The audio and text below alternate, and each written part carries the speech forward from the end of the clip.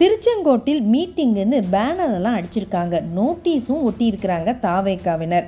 ஆனால் ஒன்றில் கூட செங்கோட்டையன் படம் இல்லையா? என்னங்க அநியாயம் இது? மண்டல பொறுப்பாளர் அண்ணன் அவர் படமே போடாமல் ஒரு பேனர் அடித்தா என்ன அர்த்தம்? இது மட்டும் இல்லை, தாவேக்காவோட நிர்வாக குழுவில் பேசிய ஆதவர்ஜுனா மூத்த தலைவர்களோடு சேர்ந்து தொண்டர்கள் நிர்வாகிகள் செல்ஃபி எடுக்கிறதெல்லாம் பிடிக்கலைன்னு தலைமை கழகத்தில் இருந்து சொல்லியிருக்காங்கன்னு ஒரு நியூஸ் பரவுது. அப்படிலாம் கிடையாதுங்க, நீங்கள் சுதந்திரமாக செயல்படுங்க என்று புஸ்ஸியை மறைமுகமாக அட்டாக் பண்ணியிருந்தார். அதை நம்முடைய டிஜிட்டல் திண்ணையிலையும் எக்ஸ்க்ளூசிவாக தாவேக்காவுடைய நிர்வாக குழுவில் என்னென்ன நடந்தது, யார் யார் என்னென்ன பேசுனாங்க என்பதையும் குறிப்பிட்டிருந்தோம். ஆனால் அப்போ பேசின புஸ்ஸி தாவேக்கால கோஷ்டி அரசியலே கிடையாது, தளபதியை சிஎம் ஆக்குறதா நம்முடைய நோக்கம் அப்படின்லாம் உணர்ச்சியோடு பேசியிருந்தார். ஆனால் இங்கே திருச்செங்கோட்டில் பார்த்தா மறுபடியும் அதுதாங்க நடந்தது.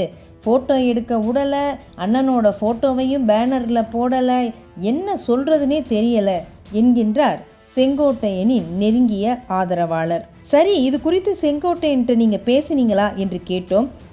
என்னன்னே இது இங்கே வந்திருக்கோம், ஆனால் என்ன மரியாதை இருக்குன்னு கேட்டோம்.